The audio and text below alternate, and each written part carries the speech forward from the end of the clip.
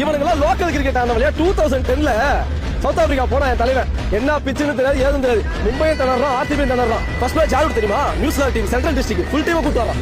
புரியுதுங்களா? அடிக்கிறான் அங்கேயே முடிச்சுட்டு அடுத்த மேட்ச் யாருக்கு தெரியுமா? வயாபா ஜெயவர்தனே ஸ்ரீலங்கா டீம் கூட்டு வரான். இதெல்லாம் டோர்னமெண்ட் டீம், CL T20 சில தற்கூரிக்கெல்லாம் தெரியாது. அதே அடிக்கிறான். மூணாவது மேட்ச் விக்டோரியா கூட ஃபுல் ஆஸ்திரேலியன் கோடு, ஆரியன் ஃபின்ச் கேப்டன். ரொம்ப கஷ்டம், டிராப் பண்ணோம், சூப்பர் ஓவர் போய் தோத்தோம். நாலாவது மேட்ச் யார் தெரியுமா? நாலாவது match warriors south Africa team, அவனையும் அடிச்சோம். ஓகேங்களா? ஆனா வாரியர்ஸ் என்ன பண்ண தெரியுமா? ஏமன்ல நான் தான் ஜெயிப்பிட்டு உண்மையிலே போயிட்டு டஃப்பான டீம் சவுத் ஆஸ்திரேலியா ஜெயிச்சுட்டு திரும்ப வந்து ஃபைனல் நிக்கிறாங்கல்ல.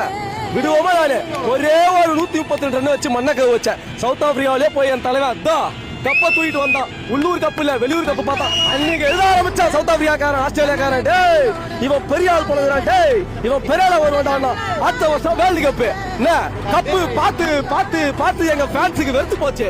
திடீர் இந்த கப்பு இந்த வருஷம் கப்பு இல்லைன்னு எங்க